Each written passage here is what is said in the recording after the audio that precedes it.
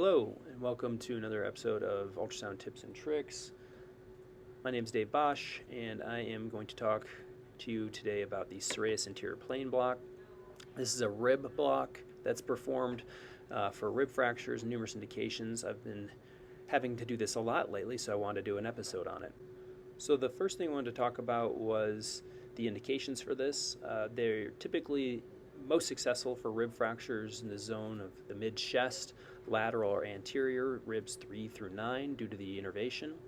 On the skin surface, it can be also useful for burns and shingles, although I found it less effective in this on the cutaneous aspect. It's better for the ribs and the muscles. And then also, I found that it's very useful for a very painful chest tube or a chest tube insertion. Contraindications are minimal. They're not anything different than anything we typically think about, such as cellulitis in the area, patient refusal, an allergy to the medication, or if they are unable to consent. The next thing I wanted to talk about was medications, which is always important when we talk about regional anesthesia. I prefer using ropivacaine, a long-acting anesthetic, due to its lessened cardiotoxicity when compared to bupivacaine.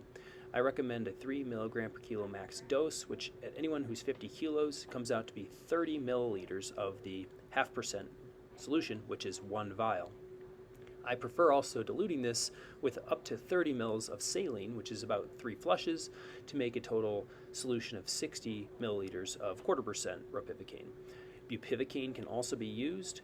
It's 2 milligrams per kilo max dose, so with the same 50 kilo person, 100 milligrams can be used, which is 20 milliliters of the 0.5% solution or 40 milliliters of the 0.25% solution. You can still dilute this as needed, although a 0.25% dose is typically not required to dilute.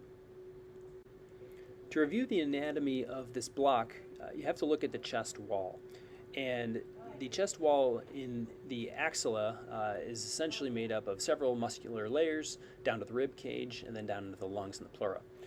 What we do in this block is try to use the anesthetic in between the serratus anterior and latissimus dorsi muscles to create a space and inject medication into the fascial plane.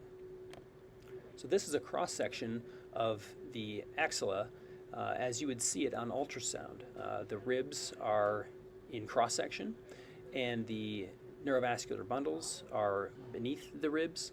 The thoracodorsal artery is between the latissimus dorsi and the serratus anterior muscle, and the fascial planes arise in 2 locations, one between the latissimus dorsi and the serratus, and also right on top of the ribs, which is directly beneath the serratus. Either muscular fascial plane is available to use for an injection site, although I have found more success doing the more deep fascial plane, as I believe the medications gets to the nerves a little bit more effectively. So this is a live view of my axilla, and you can see this is one of my ribs. Here's the other rib. These are in short axis, like if you were doing a pneumothorax type of view. You can see my lung pleura sliding down here. As you march up from the pleural line, you get intercostal muscles here. You get one of your targets here, which is deep to the serratus anterior muscle here. So this could be an injection target right on top of this rib. This is serratus anterior. This is the thoracodorsal artery. You can see it pulsating, maybe.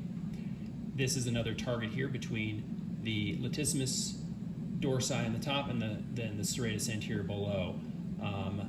And so this would be a really nice shiny target to try to hydrodissect and get the medication in between. So this is a graphic representation of the 2 needle entry patterns that you can use to inject your anesthetic. Option 1 is between the latissimus dorsi and the serratus anterior. Option number 2 is the deeper injection down essentially right on top of one of the ribs. I should make note that when you do it in this plane, if you come in with your needle at a 30 degree or 40 degree angle, it is really difficult to take the needle and take it between the ribs such as to cause a pneumothorax. If you're angling it appropriately, you're going to either hit rib or hit the other rib as you kind of slide through. So it is challenging to actually puncture the lung accidentally when doing it in this particular plane.